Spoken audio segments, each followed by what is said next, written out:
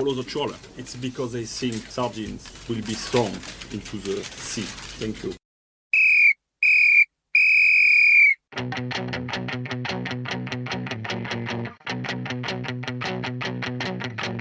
I'm now away to get me suit measured.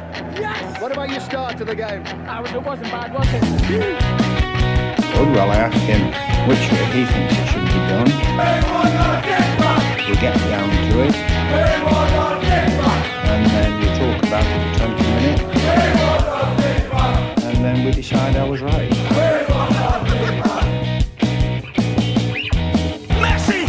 You could drop a tarantula into his shorts and he'll still be cool. You can't win anything with kids. Dennis Bergkamp, Dennis Bergkamp, Dennis Bergkamp, Dennis Bergkamp, Dennis Bergkamp, Dennis Bergkamp, Dennis Bergkamp.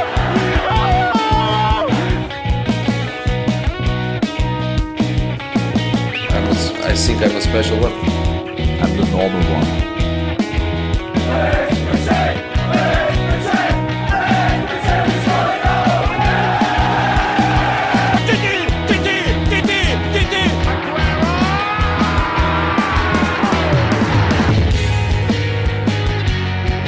Honestly, I will love it if we beat them. Love it. As electrifying as a hairdryer thrown into a hot tub, my friend. It's Torres.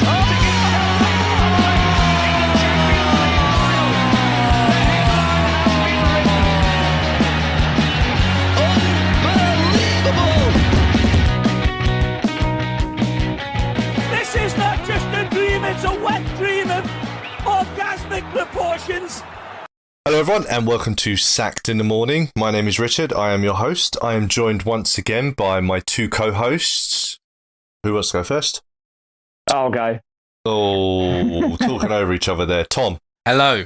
Thelan. Hello. Right, so last week we had a bit of a season roundup for the season just gone. This week we're going to be moving into a bit more of an international flavour. We're going to be looking at quite a unique situation in football, really. So we're going to be having a World Cup, which is usually a summer tournament, going to be happening in the winter of this year. So we thought what might be a good idea is to give a little bit of a premonition for what we think might happen in the upcoming World Cup with the results and everything like that. And then revisit it in the winter and see how well we did. Because this is quite a unique situation where we can look ahead. There's not much else going on at the moment, so we can actually talk about this kind of thing. And then we can revisit it later on in the year and see how well we were. Might be worth a go, right? So with that being said, we shall start moving forward and we'll get into it. And we will start with the first games, which will be, quite strangely enough, not the host. I thought it was quite an odd game to come first. Not being the host nation, isn't that usually a thing that they really want to do these days? I think this would be the first World Cup where the host nation hasn't kicked off. Well, in fact, not even the World Cup, but like a Euros or Copa America, where the host nation hasn't kicked off the tournament. Normally the big kind of curtain raiser. I would say the reason for that is because the first game kicks off at 10 a.m. Yeah, you're right. But in Qatar, that's like in early afternoon, isn't it? So, and one of Japan or South Korea kicked off their tournament, and they were kicking off at like the wee hours in the morning over here. So over here, yeah, but it's not the same over there, is it? Which is the one thing that you need to take into consideration with something like that. What I think it is I think it's a situation where in that part of the world specifically, because it is hot as balls during the day, most people don't do anything during the day. And I am speaking from experience because I've lived in Saudi Arabia, so I'm very well aware of this situation.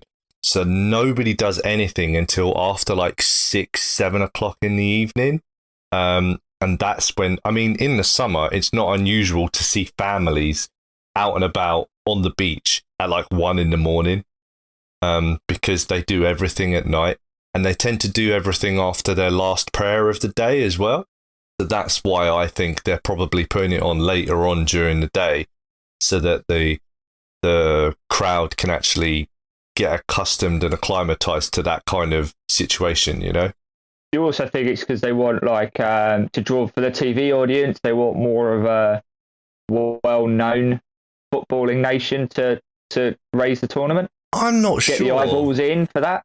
I don't know, because I think that you get a good atmosphere when the home nation plays as well, because the crowd is insane, aren't they? You know, they're usually a lot louder, a lot more vibrant, and a lot more interested in what's going on. I still think it takes away a little bit when the hosts aren't starting the tournament.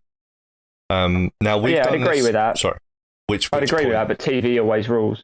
But host nation not kicking off the tournament. I think personally, the host nation should always kick off the tournament. They've been given that privilege or that right to do so to host it. So why not kick the tournament off? But TV rules football at the moment, and if the broadcasting partners decided that they wanted a bigger drawing game to kick it off, then that's what's going to take precedent, I guess. Scotland kicked off the 98 World Cup. Is that the first game? Yep. I thought France were the first game. What do we know? Well, anyway, as Tom says, I think it's a pretty decent game to begin with. I think that, fairly decent team. So the first game is Senegal versus the Netherlands. Interesting matchup, I think. Don't know what you guys think. I mean, Senegal just the African champions now, aren't they? And obviously Holland are one of the powerhouses of world football, or have been historically, and always a team that everyone loves to watch play. Distinctive orange kit. I think it goes back to potentially being Senegal being the AFCON champions resonates that part of the world, and Holland being a TV draw. Holland as a brand is well known. As Tom said, distinctive orange kit. I think that kind of works quite well for the opening game. You've got something to pique the audience from that side, and something to pique the European audience. Probably kind of win-win all the way around. Holland will have something to prove, I imagine. Holland have always got something to prove. They're the perennial underachievers, more so than I would say England are.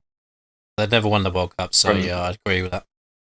I meant they haven't qualified for tournaments regularly. Yeah, they weren't at the last World Cup. No, and that again was the point I was also going to add into that. You know, they haven't qualified for the last couple of tournaments. The tournaments that they did qualify, they didn't do particularly well, and they're always tipped to go far because they've got household names, and they never really do. Yeah, do they have household names at the moment? No.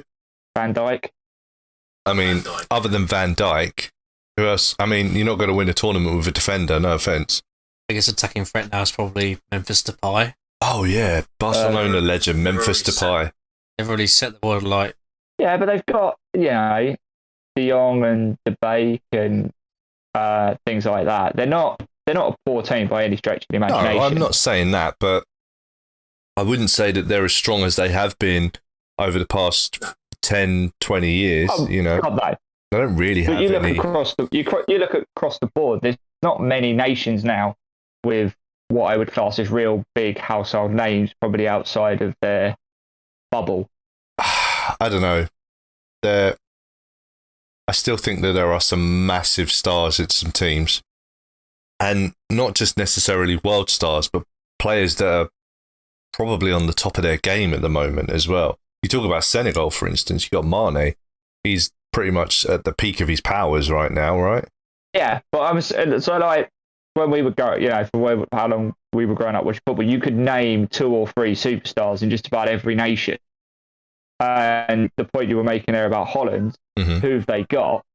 And you're talking about their most well-known player as a defender. You're talking one.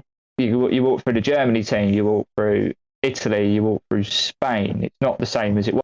Yeah, no, I'd agree with that. Definitely, that's probably a situation that a lot of countries, a lot of nations find themselves in at the moment, isn't it? So, the Netherlands aren't alone in that fact. But the simple fact is that I think historically, the Netherlands has always been Europe's Brazil, pretty much, haven't they?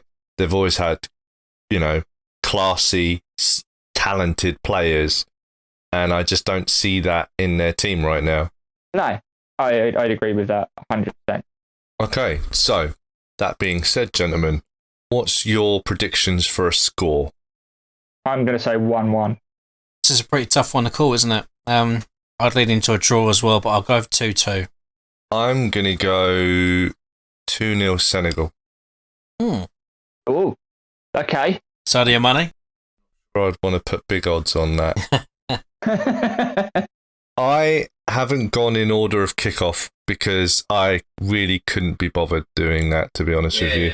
So we're just going to go to the next Group A game, which is the hosts Qatar versus Ecuador. Ecuador! Someone had to do it, right? So Someone was. Yeah, tell me your thoughts on these two teams, please, gentlemen. I obviously am a big fan of both of these. I have a lot of knowledge on both of them. I will say, obviously, Qatar, this is the first ever World Cup. They're an unknown package, I think. It surprised some people. Isn't that a cliche? They're an unknown They quantity. are, though. This is the first ever World Cup. How much do you know about Qatar? I know. The question will be whether they ride that host nation wave that always tends to happen, what that does for them. Because we've seen it before, especially with like Japan and South Korea, that kind of host nation feel good wave can carry a team quite deep into a tournament. So, Richard, how hot does it get in Saudi Arabia, that part of the world, in November? At that time of year, you're looking probably about summer temperatures here. So you're looking high 20s, low 30s, mid 30s kind of thing. So I wouldn't think a team like Ecuador is going to be affected. Not by the heat, no. The only thing is that the humidity is going to be different, isn't it? So they're coming from a very humid climate. This is a very dry kind of heat. Which, from experience, having been in San Antonio, is massively different. Yeah, they're very different things. Humid temperatures and dry temperatures. It's a very different kind of beast altogether. Having said that, it's not going to be crazy hot. I mean, if they did it in the summer, then you're looking over 50 easy. You know, Haven't they still put air conditioning pods into the stadiums? They've put them in the fan cool? areas. I don't necessarily know if they've done it in the players' areas. I imagine most dressing rooms have. Yeah, most stadiums, especially if you've built all of them new, they're going to have air conditioning for the players, aren't they? Have they got the water breaks as well? I can't remember. From 25 minutes and 65 minutes, I think I'm it is. guessing over a certain temperature. Yes, they will, because that's what they did at the Euros as well. It's once it gets over a certain temperature, they have to have a water break, yeah. Yeah, they did it in the Premier League, didn't they, as part of Project Restart as well. You had tactical water breaks. Yeah, I mean, the temperature is not ridiculous at that time of the year, but it is going to obviously affect people from more humid climates, I imagine. So Yeah, I'm going to go for Ecuador on this one. 2-0. I hadn't got to that point yet, but cool, thank you. To add anything else? I don't know if anyone else wanted to add anything. The only thing I would say is that obviously Qatari club football has obviously been going through a bit of a growing and renaissance period over the past 15 years or so, hasn't it? I mean, Xavi is in charge of a team out there. I think he's invested in the league as well. Some other Barcelona players that he used to play with have also invested with clubs there as well. He was there. He's now back at Barcelona. He was there. Sorry. Yeah, thank you. I think he's still there financially, though. I'm pretty sure he's a board member of the club that he moved to. So, yeah, non-executive director or something. But do you think that growth in the football there is directly linked to them hosting the World Cup? Yes. Speaking as someone who knows people who work within the Qatari Federation as well, there's been a lot of investment over because of the World Cup. So, and do you think that will then continue after the World Cup? Just playing devil's advocate, because obviously they want to put on a good showing for this World Cup because, you know, massive audience, things like that. They're under the kind of spotlight for everything, including, you know, the controversies around the stadium building and stuff like that. But do you think this level of investment will then continue when everybody's gone? This level? No, because it's not a big enough country warrants 7 or 8 world-class stadiums, you know. There's one city, basically, in the entire country, and national team is not going to need... I mean, I'm assuming that the national team will tour after that, I guess, around the country, but then... Aren't all the stadiums like 20 minutes apart from each other? Pretty much, because there's only one city. That's the thing. If you're now building a massive, huge, world-class stadium that's like in the middle of like a village with like, 2,000 people at most. What's the point? So they're all built around the city of Doha, basically. So that's why there won't really be any need for this much investment going forward. There's not going to be any need for that much. Having said that, look what Saudi Arabia are doing at the moment. Qatar are not going to want to be left behind by Saudi Arabia. So they're going to want to compete to get big international events and stuff like that. I'm guessing that there will be some level of investment, but to the extent that we're seeing now, I doubt it. Yeah, fair enough. 1-0 to Qatar. I'm going to say 1-1. Okay, so a full spread there. I will be making note of all of these scores over the over this period, by the way, so that we can revisit it, but also I need to keep track of it because I need to see who you think is going to qualify for the next rounds and things like that as well. Yeah. So that being said, on to Group B, England versus Iran. What do we make of this, gentlemen? It's coming home, mate. That's all I can add to that. It's coming home.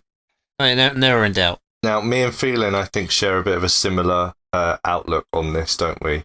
Yeah. If you go by paper, England should absolutely wipe the floor with Iran. But as we've seen, and knowing England the way that we do, we have the ability to botch this spectacularly. I think we've both used the term there as well, is that we missed our time. Yeah. I feel like our time has passed us. So there's just time windows for certain clubs, teams. So that was your opportunity to win something, and I just feel like 2018, the 2020 Euros was that England's opportunity, because a lot of those bigger nations, the Germany's, Brazil's, Argentina's, France, they're not going to do as poorly as they did in previous tournaments.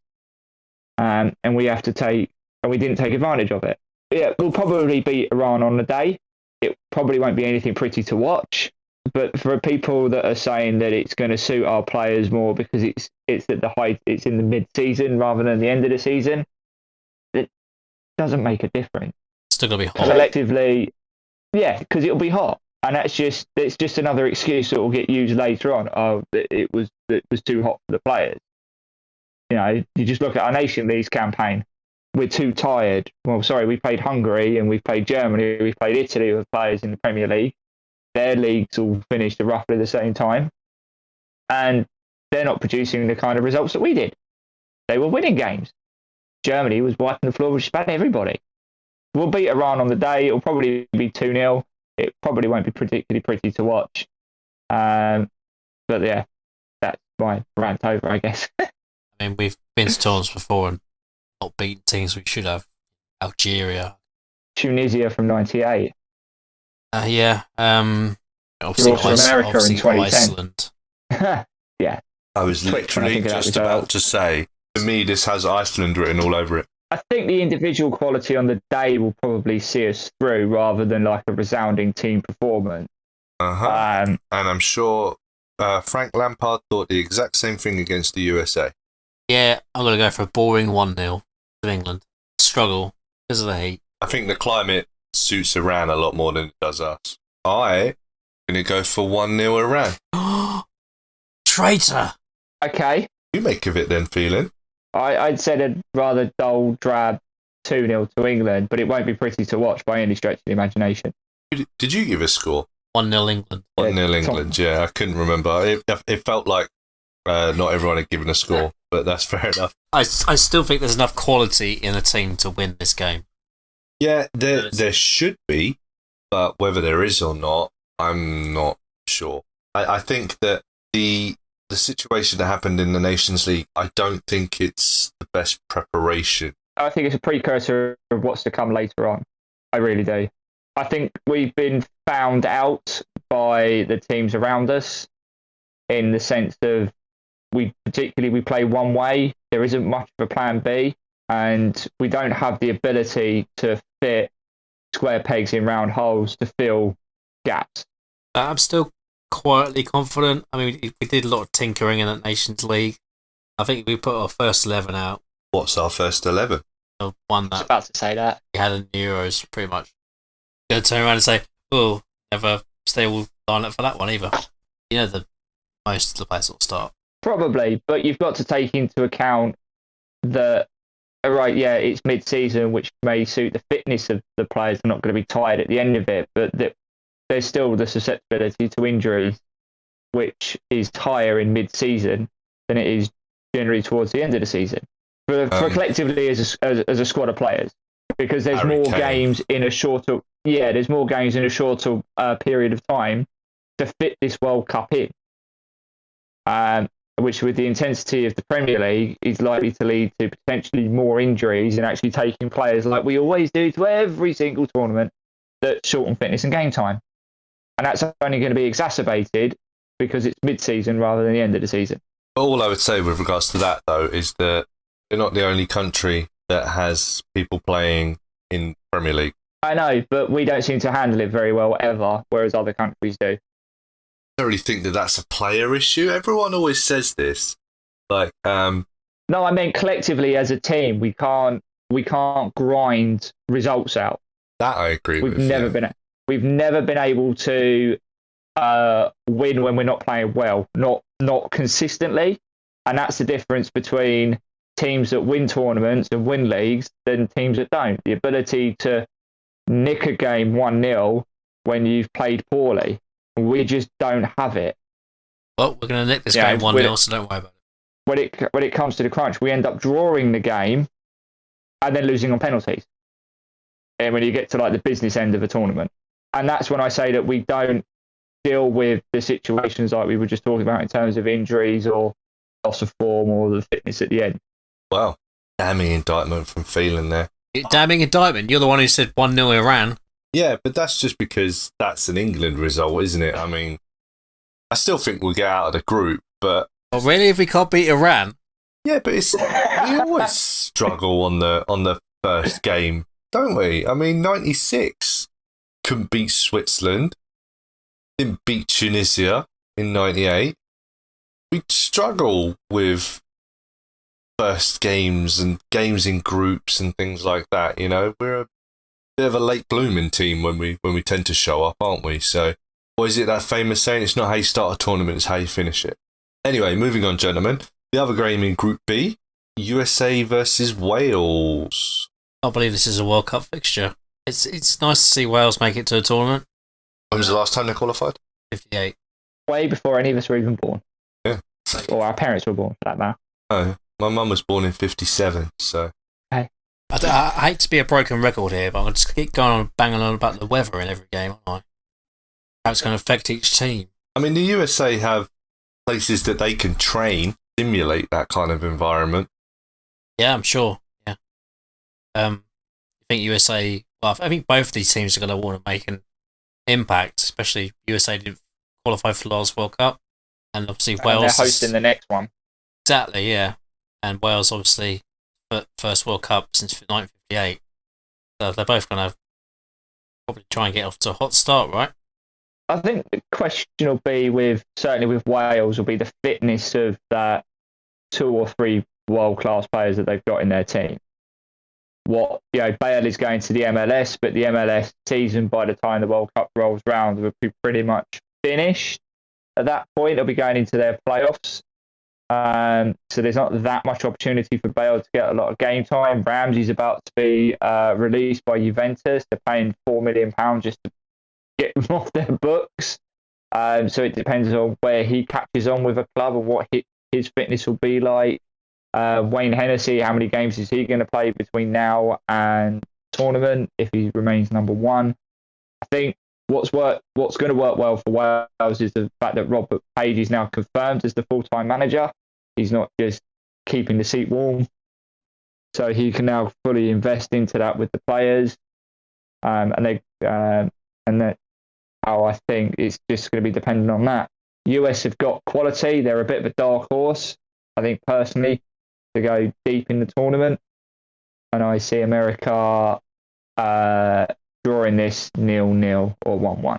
I haven't asked for the results yet. Is it always I kind of felt like I had to finish the monologue with a prediction at the end of it. I'm going to come back to you again, you know that, right? Yeah, because you've got memory like a goldfish. Is it wise for Gareth Bale to go and play in a country that he's playing against in this World Cup, where they can scout him every week? But it's better than not playing at all. I do. I would say, given the state of football these days, that even if he was playing in Outer Mongolia, they could probably scout him every week, couldn't they? I mean, I don't really see that being a big deal. He's not going to play every week anyway. It's going to be in a golf course. Exactly, So, that's what he's going there for, isn't it? Yeah. Great golf course. I think I don't think that makes a difference. I think it's going to be more of a situation where you have this world-class quality player that's now going to be going and playing in a weaker league that's probably going to weaken his abilities. I mean, it was either that or Cardiff. I don't buy that so much because he doesn't seem not playing at all for Real Madrid doesn't really seem to have weakened his abilities. Yeah, true.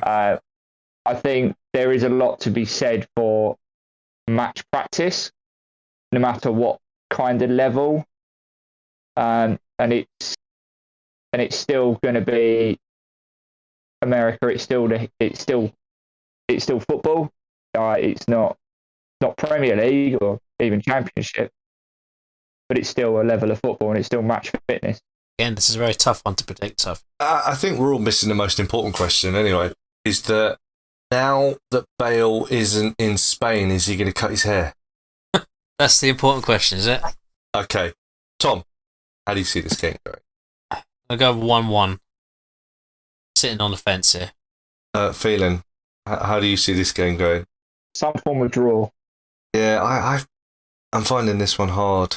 I think that they're all in all very similar teams, kind of a similar level and a similar quality.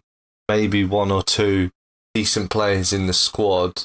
I mean, obviously, I think Wales have got a number of it with Bale, Ramsey, but as you said, it's how much are they going to play? Are they going to fit? That's going to be the main issue. Don't put Ben Davies in that group?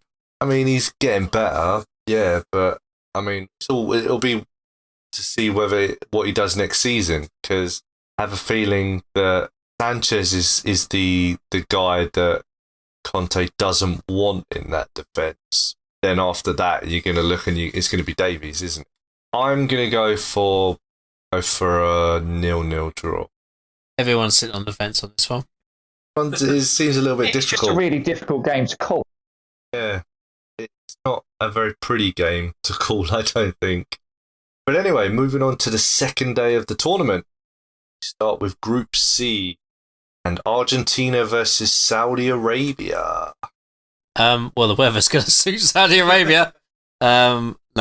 Well, yes, it will, but can't see anything other than an Argentina comprehensive win here. I think it's very difficult to look beyond that, isn't it? Yeah, 4-0. Yeah, I'd agree with that. Always reluctant to give big scores because, I don't know, there's something in my head that's like, they're not really. I would like to point out that Saudi Arabia lost the opening game of the last World Cup 5-0. Yeah, it's kind of hard to look. Plus, they're playing the Copa America champions here. Yeah, I can't see anything else other than a big Argentinian win. It's going to be 4 or 5.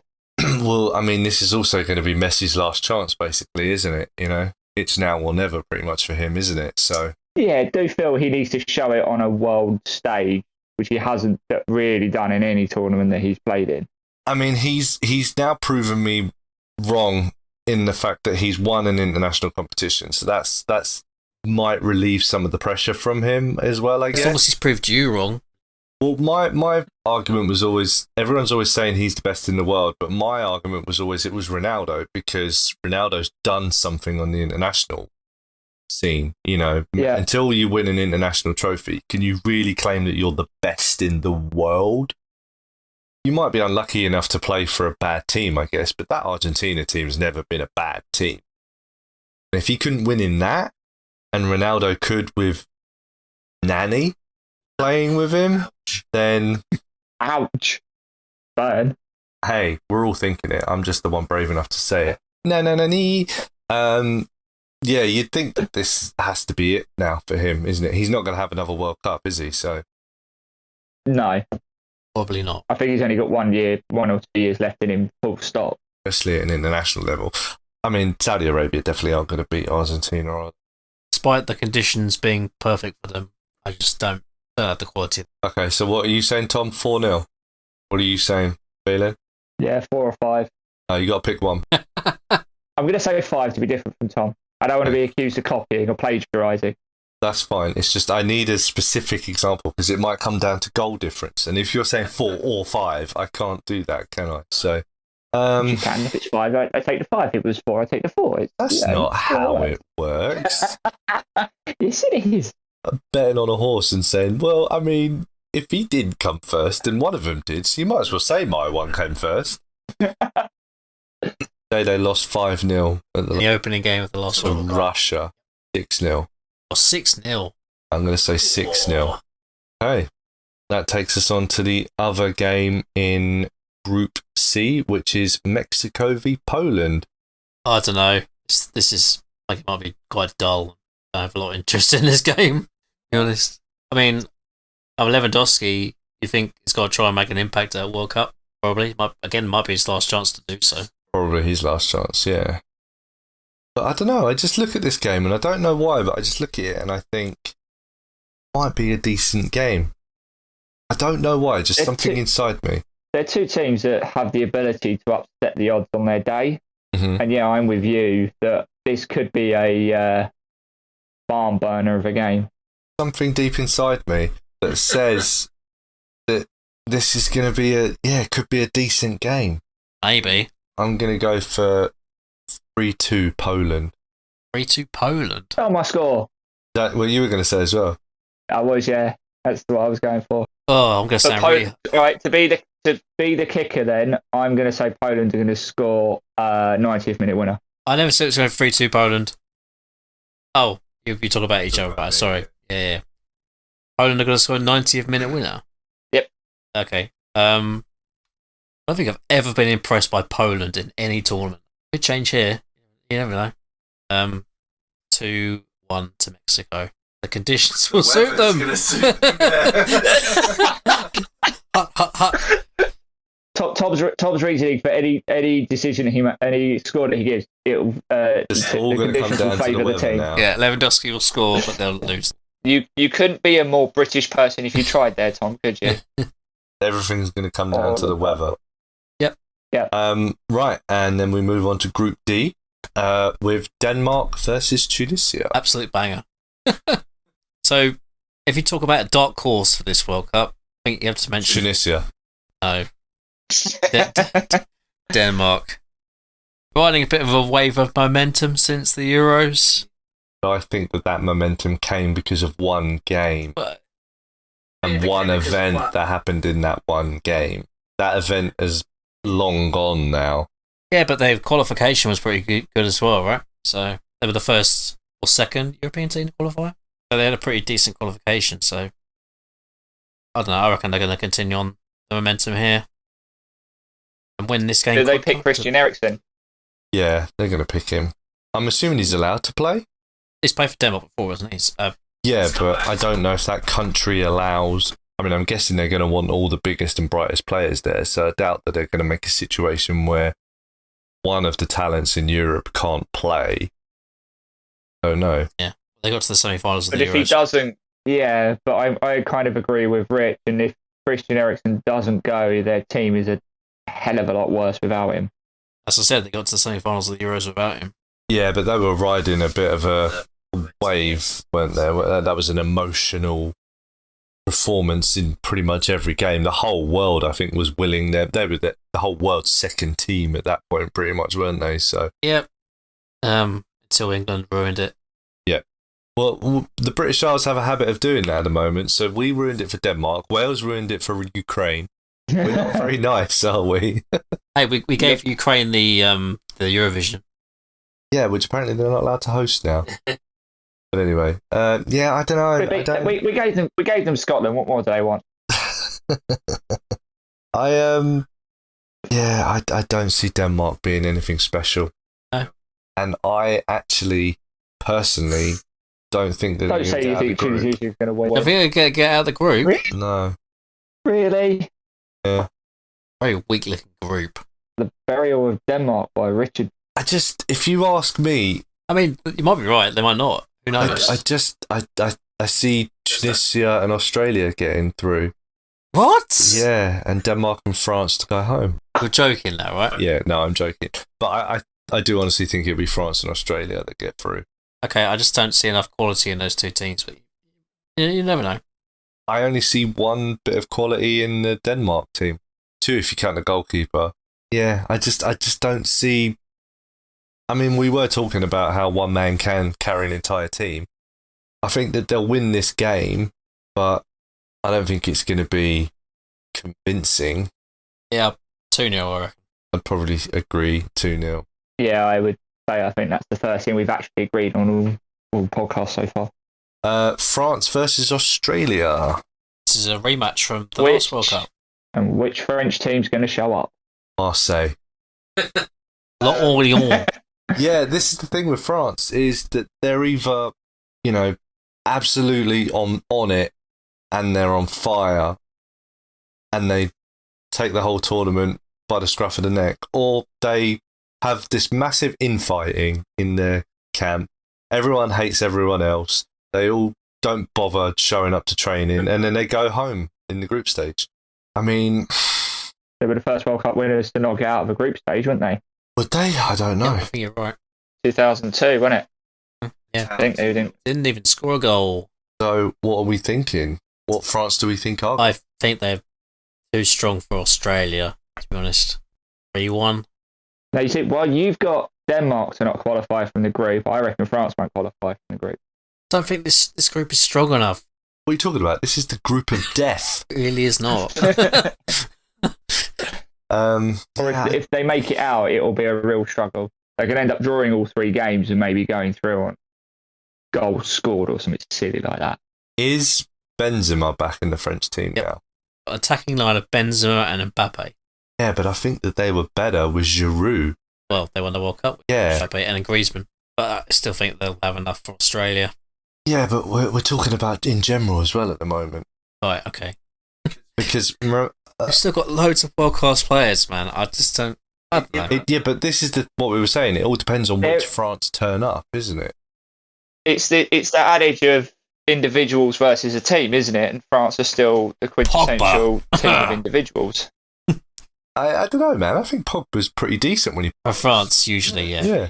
Obviously not for Man United. I think that this is a case of, is it going to be the, mon ami, j'adore, or is it going to be, enculé patate, France, Are they all going to get on and be happy and lovely, or is someone going to be like, you slept with my wife? And then they hate each other. That's the real question. So you need to decide right now which France you think is going to turn up. The France that is good enough to get out of this group. Okay. So what's your score then? 3-1 to France. Thelan, which France do you think are going to show up first and foremost? 1-0 to Australia. Whoa. You think's bad France? I'm going to say 3-0 France. I think good France are going to show up to this tournament. But the weather does suit Australia more. Yep, that's our weather line. Although the weather suited Tunisia more and we didn't pick them. That's because they've never impressed me in any tournament I've ever been in. Although they did pretty decently against England in the last World Cup. That's not a measuring stick. Most teams tend to do well against England in the World Cup. No, the last World Cup, though, we were pretty decent at the last World Cup. Couldn't score, but, we were pretty decent. He scored 6 against Panama. The only game we lost the most number of games. Goal in. We actually lost the most games of any team in the tournament by the time we lost the third place playoff. Yeah, it's genuine stat. We lost. Crazy. And we still finished 4th. Good stat. Thank you. Okay, moving on to day 3 and into Group F, where the first game is Morocco versus Croatia. Who wants to start me on this one? Wow. Yeah, there's not much really to say, is it? Croatia are a bit of a tournament team. I think they'll win the game. It's kind of a swan song for a couple of their players, Modric considering in particular. That they lost the last World Cup final as well, you think that want to do something, right? Especially with Modric. He's they definitely tend to do well in tournaments. You're the expert on Moroccan football, right? Not for a long time. I haven't been. Yeah, I mean the last time I lived there in 2012. So it's 10 years ago. So 10 years of football, and Shamak was still a big deal. Yeah. So I don't really know much about the Moroccan team at the moment. Hakimi's pretty good, right back. Is Adel Tarap still playing for them? He's still playing. He's still playing for Benfica or something like that. But yeah, other than that, I don't really know a lot. I think Croatia have just they'll have enough. They've got enough. Yeah, I think they'll have too much for Morocco personally, but I think the only team that are going to give them any kind of trouble in this group will be Belgium, really, wouldn't it? I think that Canada's going to give them a lot of trouble, dude. But they're a surprise package. They've got decent players. You'd have to think that USA are better than Canada, though, right? I don't know. Canada finished above them in the qualifying. I don't know. I still think that USA would be the better. I mean, Mexico are probably the best North American team, but say the USA would be better than Canada, right? Anyway, we'll get to that game in a minute. This game, you got any thoughts on this game, Thelan? Not outside what I've already kind of said. I think it's just going to finish 2-0 to Croatia. They're a tournament team. It's their kind of swan song for this group of players. Yeah, 2-0 Croatia. Tom? I'll go 2-1 to Croatia. I'm going to go 3-0 Croatia. Yeah, I think that they'll have enough. I'll be welcome back in Morocco, mate. I'm already not, so I slagged off Marwan Shamak. Next game, Belgium versus Canada. You already know my thoughts on this. Did we? Yeah, I already just said that I think Canada is, well, Costa Rica come under North America or Central, or but they're in the North America Central qualifiers, so they're in the same qualifiers. Yeah. You say Costa Rica are the worst North American team, probably. Right. Although they've qualified for more tournaments than Canada have, haven't they? So yeah, but out of this bunch, I feel like Tom's got like a soft spot for Canada. Yeah, a little bit. I reckon there could be a surprise package in this tournament. Costa Rica were the last team to qualify for the tournament, so they're probably the worst out of the North American teams. yeah, But didn't Costa Rica go on like a tear and win like 7 out of their next? Didn't they lose a load of their first lot of qualifying games, took like 7 points, and then went on an absolute tear to make the qualifying group? I mean, historically, I would say that Costa Rica are better than Canada, right? Well, yeah, all of these teams are historically better than Canada. But it's about the here and the now. Qatar historically better than Canada? Apart from them. Yeah, so it's about the here and now. 1-1. Ooh. Look at my knockout. Okay, let's just before we get your scores feeling, let's talk about Belgium a little bit quickly. I think they're another team that suffers with their time has come and gone syndrome. Oh, massively. And they've still got De Bruyne at the peak of his powers, right? Apart from that, Baku is dipped off unless he can refine his form. He had a bad season, isn't he? So he's not going to be... I mean, depending on how he hits the ground again back in Italy, you'd be like, well, has that affected his confidence, or do you think he'll be okay again by the time we get to that point? Possibly. I'm not sure. Eden Hazard seems like a lost cause at this point. I mean, Real Madrid still seem to fancy him, though, don't they? I mean, they renewed his contract, didn't they? So Playing though. I think they're still talking about injury problems, though, aren't they? But Courtois just won the Champions League, so I don't know. They just still strike me as a team that their time has gone. They needed to strike. yeah, possibly. Like the last 3 or 4 tournaments was probably when they needed to make something happen. Going back to Euro 16. Honestly, have they got anyone good defensively now? Well, yeah, Vertonghen and Alderweireld still are playing, basically, right? yeah, but they're basically done now, aren't they? I mean, they're not playing at really high quality level football, are they? So Belgium are a lot like France. It depends on kind of which team turns up. It just sometimes feel like if they're underestimating their opposition, they think they'll steamroll them, they tend to lose. And they really tend to raise their games for the bigger teams, and by that point it's normally too late. I do agree with their time has passed. 14, 16, 18, that was their window to go and really win something with the players that they've got. I do think they'll beat Canada. I do think they'll get out of the group. Oh, but they they'll won't beat do much Canada outside of that. and they'll get out of the group, I'm sure. Yeah, but I don't think. Oh no, They won't go any shaking his further than head. that. Yeah, I don't necessarily agree with the argument of depends which Belgium turn up, because they've never really impressed me at a tournament. I mean, I don't think I've ever looked at the Belgium team at a tournament and thought they can win this. I've looked at it going into the tournament, but as soon as the tournament gets underway, they just look naff and just a team full of names that should be doing better than they actually are. Maybe the last World They're Cup. the European equivalent of England. You mean a team that's in Europe? The rest of Europe equivalent of how we rate Europe. England. Yeah, I think that. Yeah, I definitely think that they're a situation of their time has come and The gone. last World Cup might be the best chance. The last one. Yeah, the last one. Since they outplayed France in the semi-final. Croatia in the final. Yeah, I mean it could have been. I don't know. I mean, yeah, I mean they'll win this game, but I don't see them doing anything special in the tournament. Okay, so Thelan, what do you make of this then? 4-0 Belgium. 4-0? I just wanted to see Tom's face. Tom? I've gone 1-1, haven't I? I'm going to go 3-0 Belgium. Okay, moving on to Group E, and we start with Germany versus Japan. Nihon. Deutschland versus Nihon. Yeah, good thing that the microphone didn't pick you up there. Called me a douchebag. Okay, well, that's allegedly. Okay. So what do we make of this, guys? I'm going to be honest and say I don't know a lot about Japan. Yeah, I think Germany were a big disappointment in the last World Cup, so they want to try and make amends for that. 3-0. And you can never really write off Germany going into Germany at a World Cup, can you? Really? Oh, Their pedigree, cliches. their history. Pulling out the cliches. I mean, it's cliche, but he's right. You never write off the Germans. Yeah, I would say, Japan are probably the best team in Asia. But Germany, Japan to get out of their group, I think, personally. Oh, okay. What's that? Said Germany, Japan to get out of the group. Who else is in? Oh, okay. Spain, he's knocking out. Not sure about that. Bold prediction. I caught everybody off guard with my big prediction. I mean, I'd say Germany did pretty well at the last tournament, didn't they? What? What? What's at the group stage? They really didn't. They didn't make past the group stage. The Euros.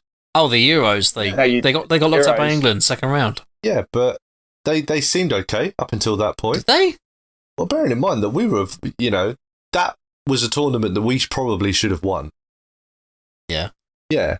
I don't think that they did too bad. I mean, we were watching the game and we both looked at it. They had their that kid chances. crying. We both said, don't worry, they'll probably go and win the next World Cup, won't they? Yeah. I don't remember that, but they've got new manager. They've got new. They're blooding in their younger group of players, and I just think the new ideas has really rejuvenated that German team. I know the Nations League isn't exactly a massive barometer, but they were all over England before the penalty. They had put 5 past Italy. They look very good, and I just can't write them off. As much as it pains me to say that. I mean, I agree. I think that Germany looked pretty decent. I think that they looked okay at the last tournament. They looked really good in the Nations League so far. I think that they might be heading back towards super sexy fun time Germany. Possibly, yeah. My one concern would be, do they have someone who can put the ball in the net consistently in this tournament? Because Timo Werner's not been doing it for Chelsea. Timo Werner's not a goal scorer.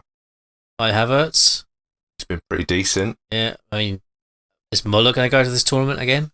Well, I mean, Muller's hit Muller form will. again in the Bundesliga, hasn't he? He seems to be having a little bit of a renaissance in his later years in the Bundesliga again. So if he goes to the tournament, then that's an option they have, I think.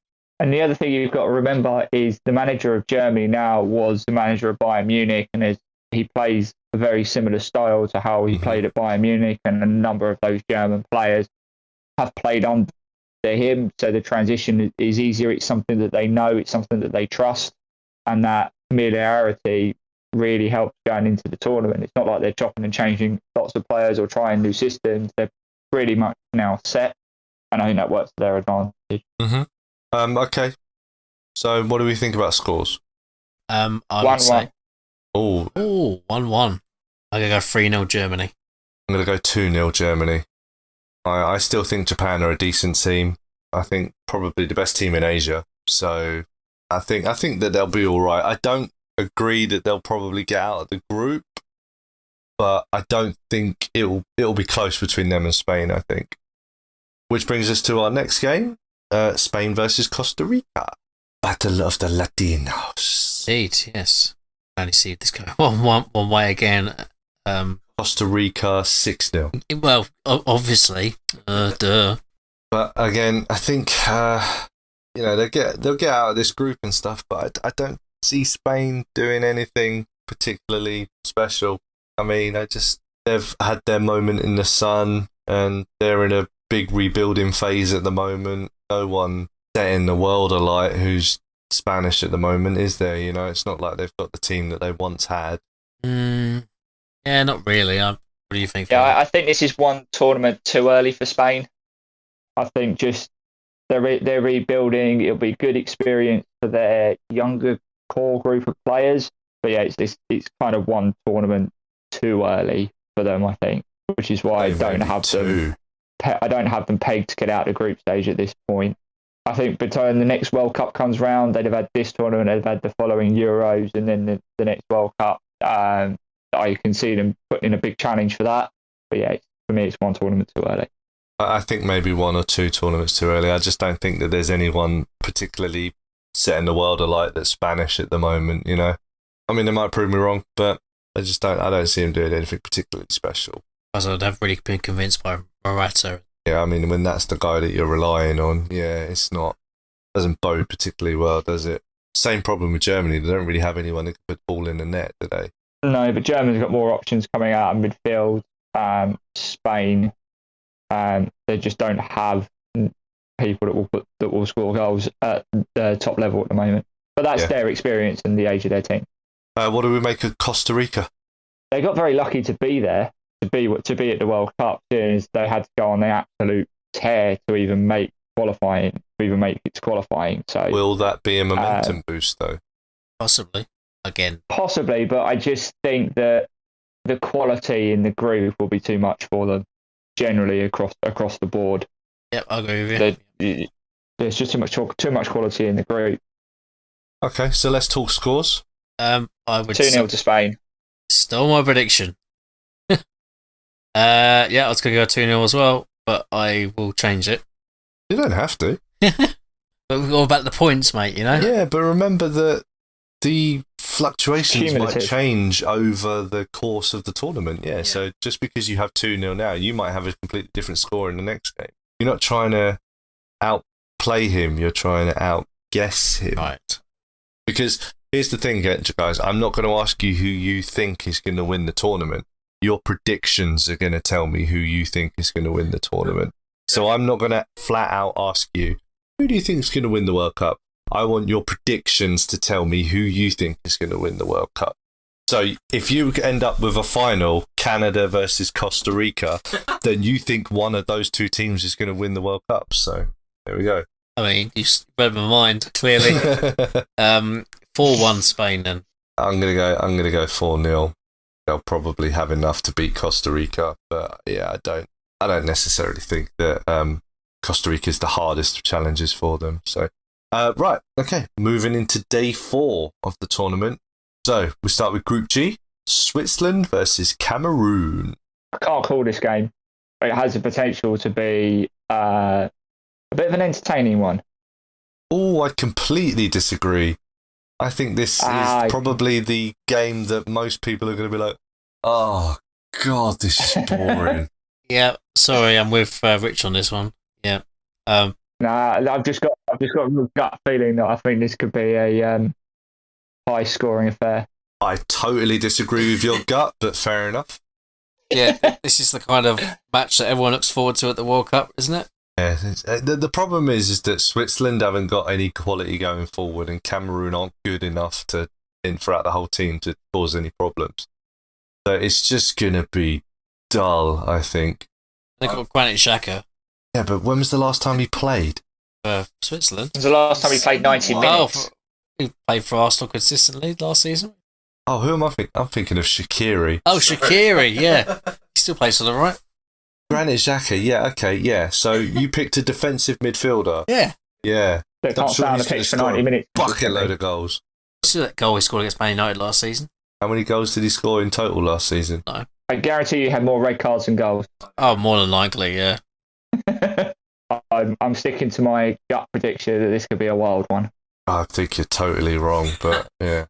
I'll have to hear both your predictions before I make mine then. Go on then, Thelan. 4-4. You what? Okay, I have a feeling you might be a little bit out with that one, but okay. Hey, if I'm right, I'm gonna mock you guys completely. Mate, if you're right, I'll give you a tenner. That's a legally binding bet right there. Yeah, it's out there. It's in the world. Everyone can hear it, witnessed. I'm going to say 0-0. Oh, it's a complete different opposite sides of the spectrum there. 4-4 and 0-0. Wow. I really hope that Phelan's prediction is correct and we get...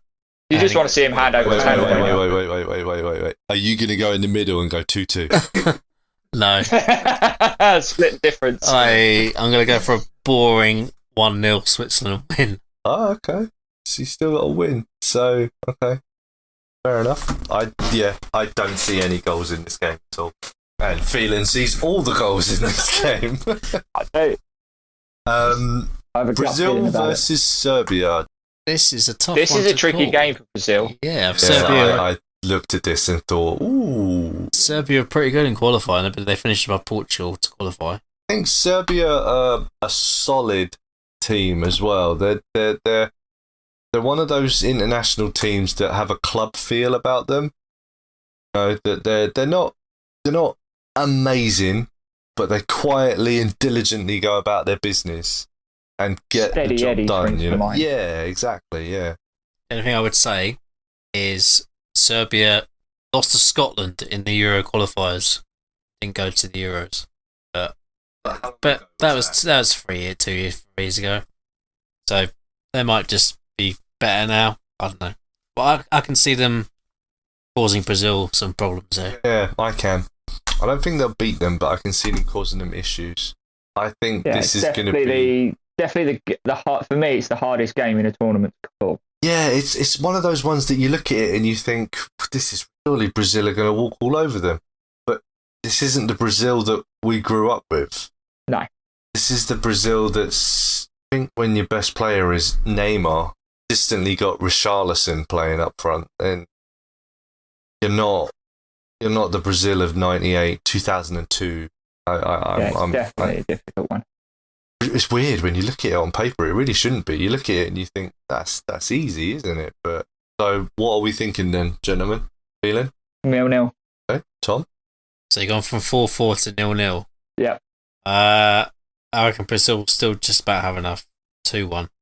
I'm gonna say they're gonna struggle, and they're gonna nick something. 1-0 Brazil. Which, to be fair, is an outcome I could definitely see happening as well. You nick one right at the end, last 10 minutes Maybe or something. from a but, set piece, or someone makes a mistake, or Yeah. something. Yeah. Like Something like that. Serbia would just be defending the whole game, pretty much, just trying to catch them on the counter attack, I imagine. And it will just get too much for them at the end. And someone will just make a mistake or something, and it will just, yeah. And that's how I see it going anyway. On to Group H, and this is a game I'm actually really excited about. I think that this could actually be another good game as well. Uruguay versus South Korea. Any particular reason why? Well, you've got Son playing for South Korea, obviously. He's one of the best players currently in the world, I would say. He's definitely within the top 10. Disagree? It's a shout. Yeah. Can't completely disagree with it. Yeah. You argue that point then. What justification have you got for that? Card, I'd love to He's hear. playing for Tottenham. Get past your Arsenal No, snobbery. Give me a better reason. no, he is one of the informed players in the world. And the other reason why is that South Korea are a decent Asian team. I think they're right up there with Japan in terms of quality. Japan and South Korea are very technically good teams, generally. I think that they move the ball very well. And when you've got a player like Son who can just rip a team in half, that's always a pretty good shout. And Uruguay, I think, are one of those solid South American sides that, you know, on their day can look very exciting. Yeah. But also hard as nails kind of team to beat and to break down. Aging players though now, really. Suarez and Cavani are getting on a bit, aren't they? Really? One of the best players they have still. I say that Suarez is still showing that he can do it though. Yeah. I'm not quite sure I saw your enthusiasm. I would like to see how good Son is in this World Cup though. Be interesting to see. Well, I'm going for 3-2. Oh. For Korea, so yeah, there is every potential that he could score a hat-trick. I mean, you think they're going to be playing him as their main guy, right? He's going to be the guy through the middle, I imagine. Yeah. And he's going to be the player that they build their team around, Ronaldo, Bale. So, yeah, I don't know. I just think it might be a decent game, and yeah, I've got 3-2 South Korea. 2-1 Uruguay. Thelan, any thoughts on this matter, first of all, or? It's going to come down to two players, isn't it? I think it's going to come down to Son and Suarez and which one generally has a better game. I'm going 3-2, but 3-2 to Uruguay. I just don't necessarily think South Korea defensively will stand up to the physicality of Uruguay, and I think across 90 minutes that's going to make a difference. But it's definitely going to be a more exciting game to watch. Probably one of the better games in the tournament. Better than Switzerland, Cameroon, yeah. Hey, I'm looking forward to taking your money in We'll see. November. We'll see. Okay, and then the final game of the first round of games, Portugal versus Ghana. Yep. I don't think that requires that much discussion. I don't really have much to say about this either. It's a Portugal win all day long. Yeah, Ghana I don't really aren't think quite the there's too much team else that to they say. used to be, are they? You know, there was a period of time where Ghana, Ivory Coast. I mean, Ghana have obviously got one of the best players in the world in their team in Thomas Partey. And party, and party, and party. No. I definitely think African football was on its way down. Thinking kind of momentum and I think with like Ivory Coast not being as good as they were and that kind of churn of players. I think they're on a Sub-Saharan slightly downward Africa momentum. has hit a bit of a block at the moment. I mean, you'd say Senegal have got some decent players, but beyond that, I just feel like they've hit a bit of a ceiling, and they need a couple of players to really kind of push through that at the moment. Yeah, they're long gone as the Toure generation of like the Ivory Coast and that, but yeah, I think North Africa still seems to have some quality behind it. I think Algeria have got Mahrez and a couple of other decent players that can perform. Mexico, Egypt have obviously got Salah. and qualified. No, but I'm saying the quality of the player. Right. Yes. You know. Yeah, but you're saying that in terms of quality, but if you link it back to it, they didn't qualify. Yeah, but So Italy you didn't talk about the qualify. rest. But you wouldn't say that Italy don't have decent players, would you? No, not necessarily, but we expect Italy to qualify. You're looking at it. You're looking at the Egyptian team. They hadn't been the same since they lost the final. Since they lost that final, and they never really regained that momentum. And I just feel like they've hit just across the continent. It's just hit a bit of a ceiling with where they're at with the quality they've got at the moment, and they need to until some real fresh blood comes through. I just don't see them breaking through it. Portugal got to be Ronaldo's 3-0. last chance as well, right? Oh, he's 37 now, Yeah. right? So, yeah. Unless Portugal pick a Ronaldo in his 40s again. Well, possibly, yeah. I mean, they've got enough quality within this team, other than Ronaldo, right, to go far. But I said this in the Euros, and they didn't. They've got some good young much. players in the Portugal team, but I feel like their reliance at the moment on Ronaldo will be their undoing in this tournament, and then not for the next one, but the one after is when they'll probably become good. Just wants to get the Ronaldo cycle out of the way, and because they're going to have to learn a completely different way to play with Ronaldo when he's not there, not being that focal point. So there's going to be a period of adjustment for them afterwards. think there's going to be an issue where there's not that one player that they can fall back on as well. Yeah. Because it's always like, oh, we're not playing well, it's fine, get the ball to Ronaldo, he'll do something. He'll dig us out of a hole when they lose that ability. It's going to take them, that transition is going to be very painful for Portugal as a international team. I mean, they've got Bernardo Silva and Fernandes as well. They've got pretty decent players. Fernandes is never really great for Portugal, I've found. He's often not even a starter, is he? So he wasn't in the thing with Fernandes. No. You look at his United form before Ronaldo turned up, or you look at his form after Ronaldo turned up. He lives in his shadow constantly. Very much so. Maybe. It's not like he can express himself when Ronaldo's there, because it's like it's like a clear hierarchy. Ronaldo's number one, then Fernandes, and when Ronaldo wasn't at United, Fernandes was able to be that number one and be that playmaker, and he revelled in that role. But as soon as Ronaldo's come in, he's been relegated, and that carried on. That was what it was like anyway with Portugal, and that's just carried on into United, so I don't see that changing either. Okay, so what do we think about scores? 3-0 Ronaldo. 3-0. I said 3-0 Ronaldo. 3-0 Ronaldo. Yeah, just call it as it is. Yeah, 3-0 Portugal. Okay. 4-1 Portugal. 2-0 Portugal. Okay, and that's all of the groups. Do we think that there is a group of death? No, not really. Maybe like Germany, Spain, Japan, but there's not one real standout group of death. I think looking at it, that probably looks like the toughest group. But I wouldn't call it a group of death, as it were. No, there isn't like a traditional like group you look at and you go, oh, there is a 3 really good teams, and if any one of them went out of this tournament, that would be a crime. I mean, I'm guessing in Japan they'll be quite disappointed if they went out, but it's not. As the footballing world looking in, we don't look at it and think, oh, Japan deserve to be there, so they should definitely go through, do we? So, okay, quite interesting that we don't really have a group of death, I think, in this tournament. Do you think that makes it more interesting or less interesting not having that traditional group of death? Because the group of death usually adds a bit of intrigue and a bit of topic of conversation. I always tend to find it's a bit of a damp squib, though. It never lives up to the hype. Yeah, like there'll always be one team in there that you're like, well, they were rubbish. They really didn't deserve to go through anyway, or like they didn't. It's not like it tends to be that one team tends to dominate it, and then sometimes it's a bit of a scrap between the next two.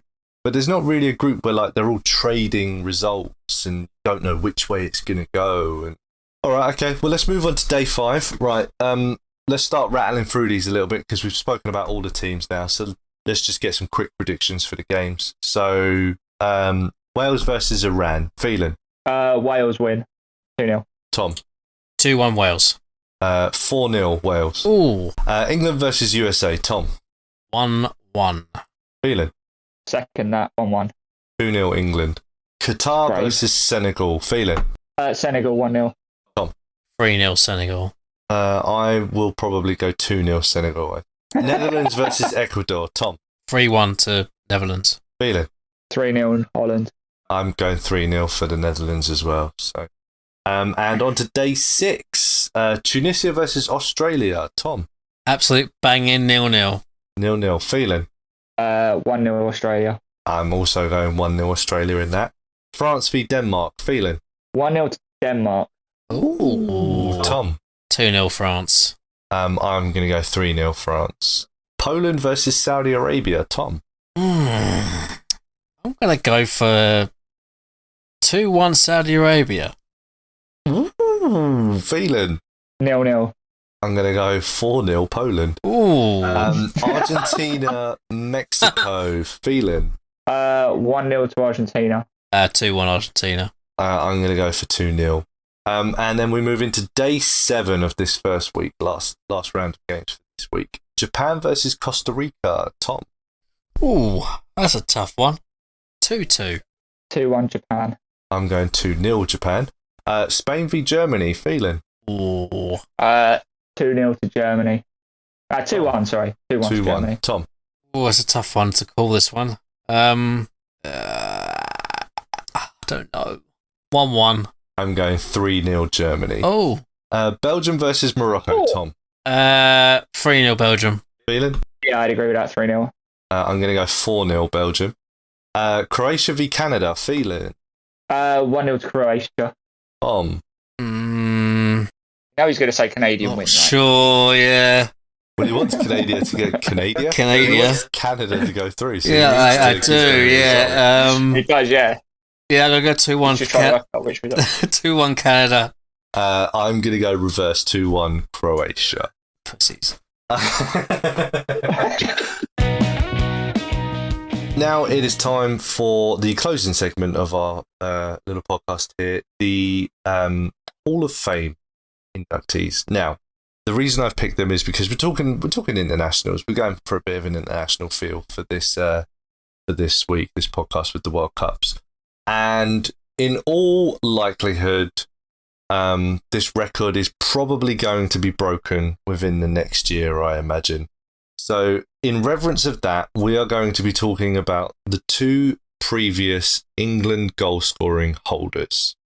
So, Sir Bobby Charlton and Wayne Rooney are your two selections. Sir Bobby Charlton, on the 9th of February 1953, Charlton was spotted playing for East Northumberland Schools by Manchester United chief scout Joe Armstrong. Yeah, Charlton became one of the famed Busby Babes. Matt Busby set about a long-term plan of rebuilding the club after the Second World War. His first team debut came, funnily enough, against Charlton Athletic in October 1956. At the same time, he was doing his national service with the Royal Army Ordnance Corps in Shrewsbury. Charlton played 14 times for United in that first season, scoring twice on his debut and managing a total of 12 goals in all competitions, winning the league title that season. Charlton was an established player by the time the next season was fully underway, which saw United, as current league champions, become the first English team to compete in the European Cup. They reached quarter-finals the following season, playing Red Star Belgrade in the first leg at home. United won 2-1.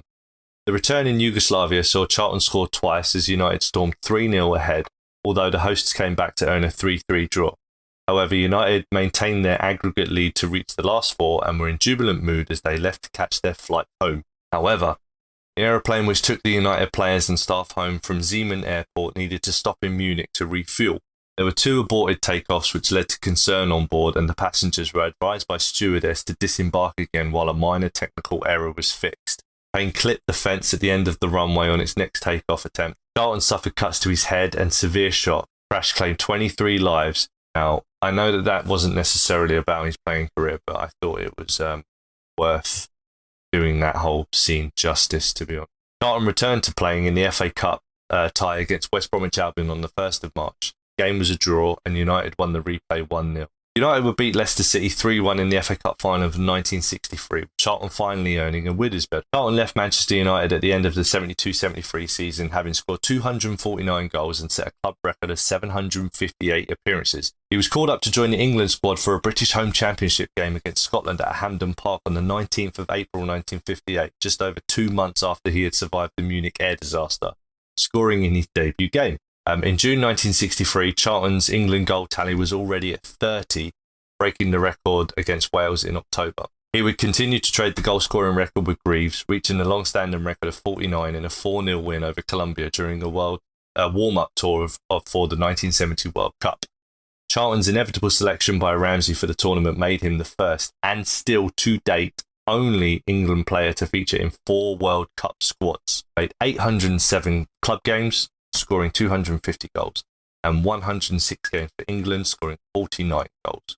He won 3 league titles, 1 FA Cup, 4 Charity Shields, 1 European Cup, 10 home championships, 1 World Cup, 1 World Cup Golden Ball, 2 FIFA World Cup All-Star teams, 1 Ballon d'Or, 1 PFA Merit Award. He was named in the FIFA World Cup All-Time Team, named in the Football League 100 Legends list, inducted into the English Football Hall of Fame, named in the FIFA 100, ranked 14th in the UEFA Golden Jubilee poll, named in the PFA England Team of the Century from 1907 to 2007.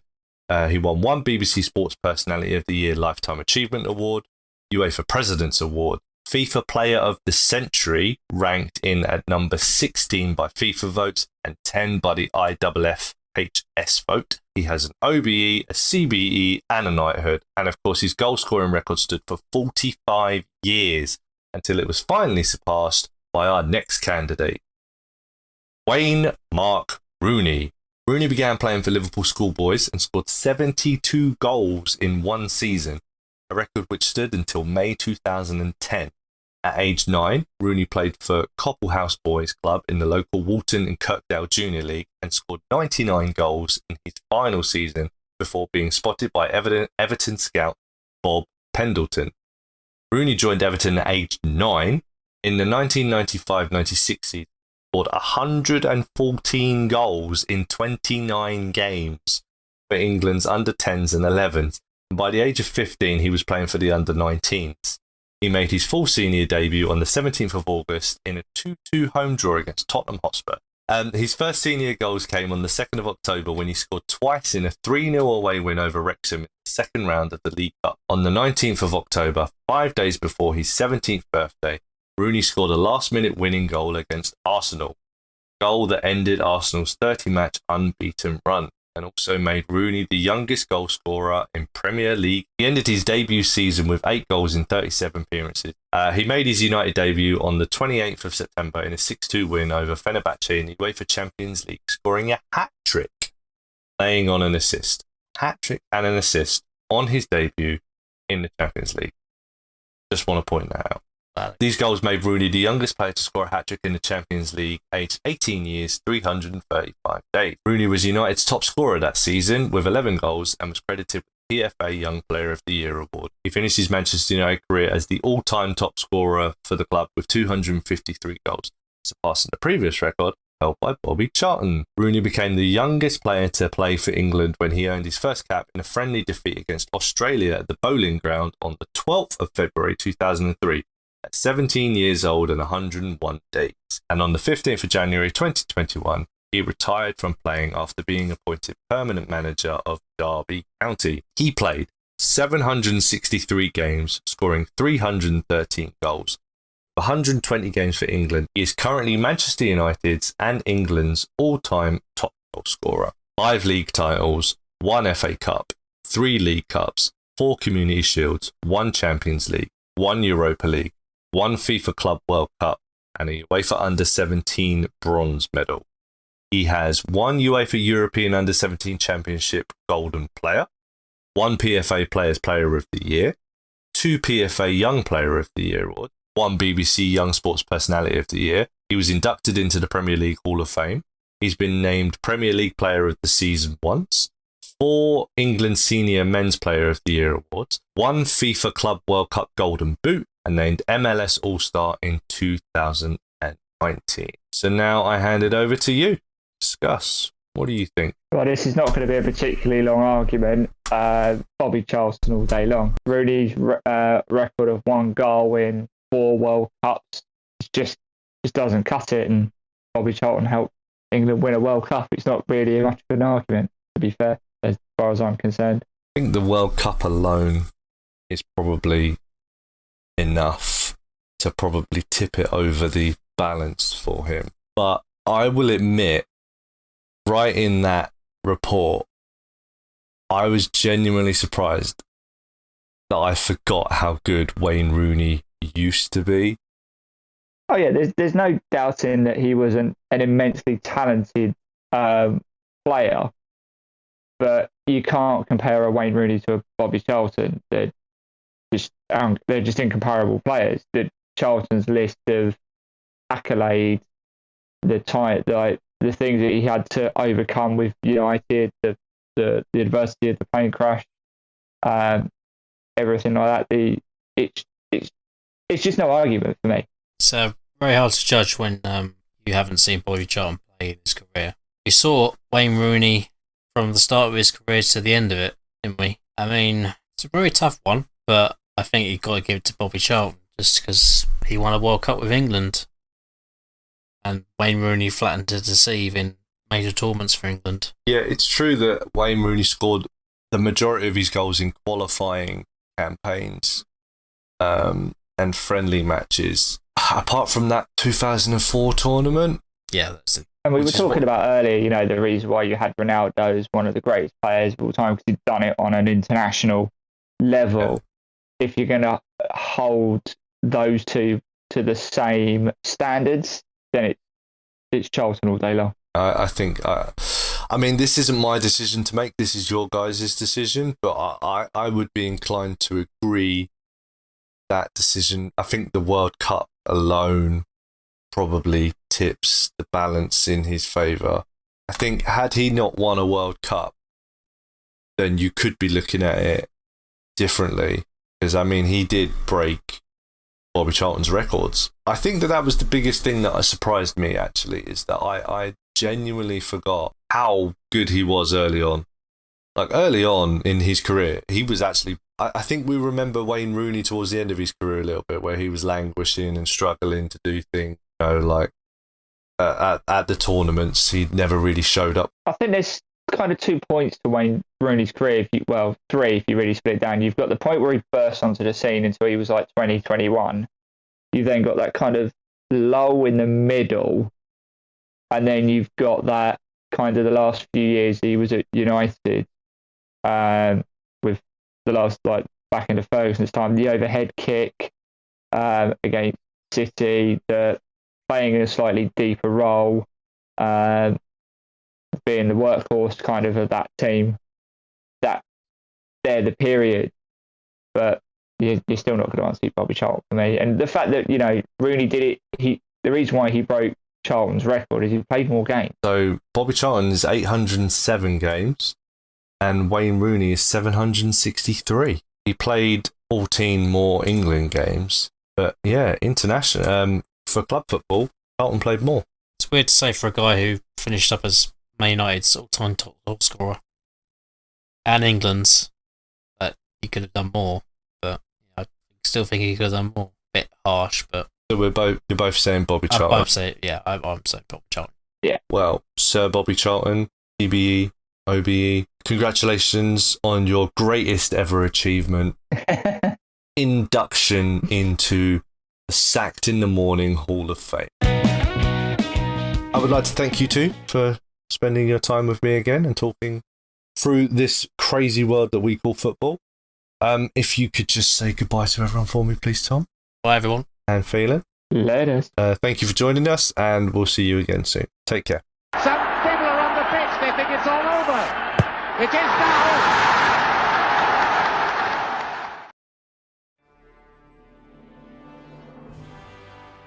Thank you everybody for watching. Like and subscribe for more content like this. Then check out the video suggested for you or watch this playlist to discover more from the channel. This has been a Rich T Entertainment production.